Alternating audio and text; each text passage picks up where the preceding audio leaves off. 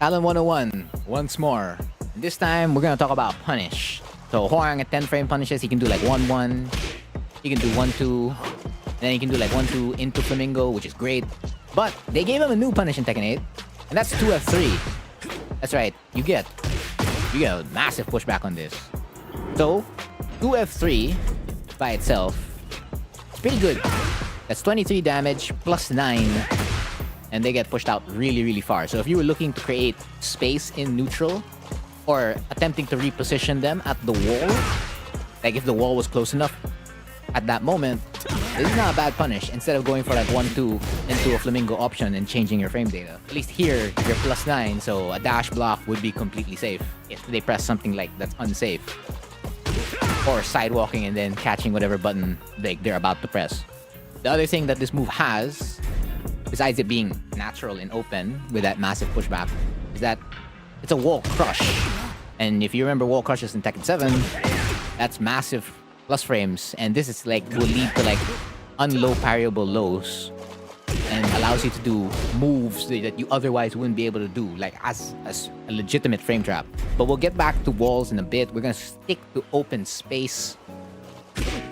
So the move itself is still the same on block, -8. So it's like a classic check. If you do it off 1-2 F3, you get more space. But again, the only thing that's natural is 2 F3. So if you just focus on 2 F3, you can still get a lot of space depending on the distance that you do it. But if you do it by itself on block, I mean, it's fine. So if we have Hwoarang attempt to punish here, a basic jab after on block. Again, second kick only. Depending on the move they whiff, right? You can just whiff punish them for it. However, again, just like anything with pushback, if they decide to throw out a quick mid, that will catch you, depending on the space. I mean, you could punish them. Again, depends on their mid. But if they throw out a really, really big mid, you'll pretty much always get hit. If you're attempting to like backdash into DF2 or simply DF2 right after. But you can always just like remain safe instead. Like in an attempt to like react to which button they're going to throw out. So that's on block. It's really pretty much unchanged from Tekken 7. On hit though, this is different. Very, very different. Because this never happened before with the pushback. So if the opponent opts to sidestep, we're gonna focus on sidestep, right? Your best option is to dash DF4. You can't simply do DF4 immediately because the pushback is too far and you have no other move, long-reaching move that does track in that scenario. It'd be too many frames eaten up if you did throw out RFF DF3. So dash DF4 is the right way to go against sidestep and sidewalks.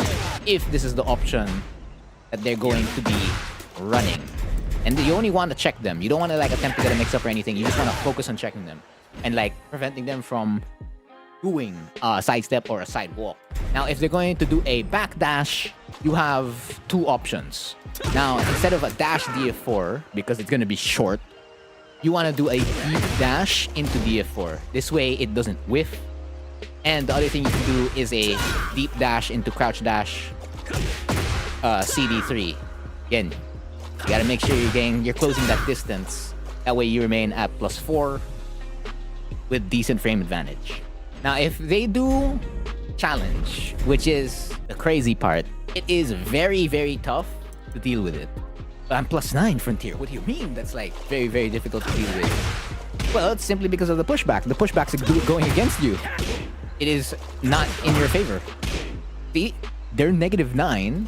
That jab comes out at 19 frames, and I still lose. So I was like, okay, throw out a move that would actually win, right? But the thing is, I have to press it immediately. I cannot. Hwoarang cannot dash up. You cannot do the dash up DF4, nor can you do a deep dash into DF4. So if they're not opting to use movement to defend themselves in this scenario, your best bet is to simply dash block. And if not dash block, sidewalk and react. There's no reason to really backdash because their move would whiff from the distance that they're at. Backdashing is just too much of a safe precaution. But you can opt to do it if you like, but mainly dash blocking or like slight dash blocking into into a punish or sidewalking into a punish would be much preferred. However, there are specific challenges that are a little bit difficult to deal with. So that was a jab, right? We're gonna go to power crush.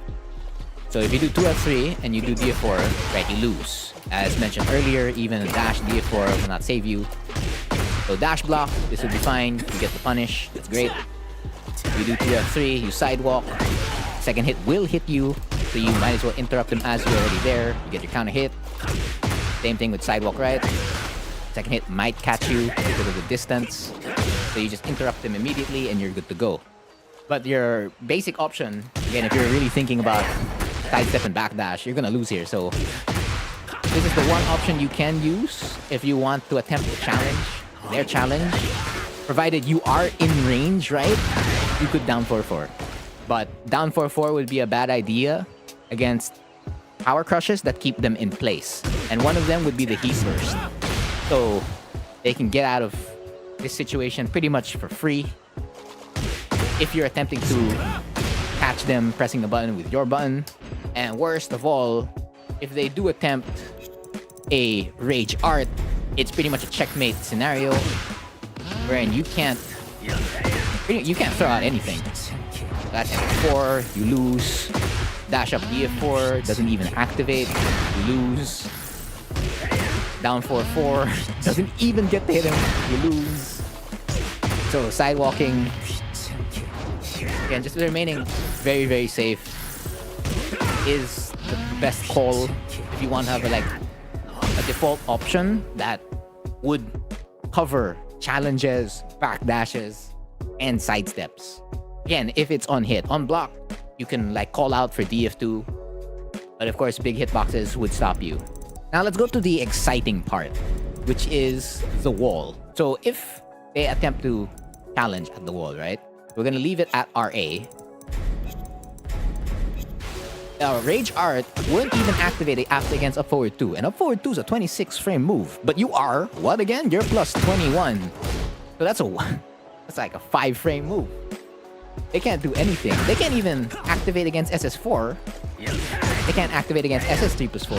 SS Flying Eagle, SS3-4.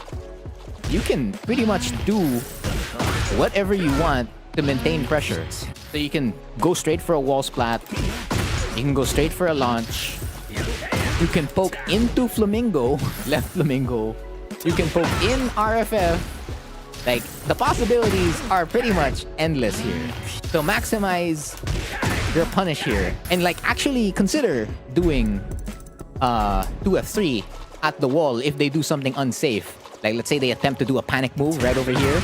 You hit them with 2F3 instead of going for 1-2-3 or 1-2-4 or even a 4-3. Or any punish for that matter. This is an underrated punish at the moment. Early in Tekken 8's lifecycle. 100% an underrated punish. For the kind of damage and the kind of situations you can put your opponent in. So that's the lesson for today. Again, I've been Frontier. And thank you for watching.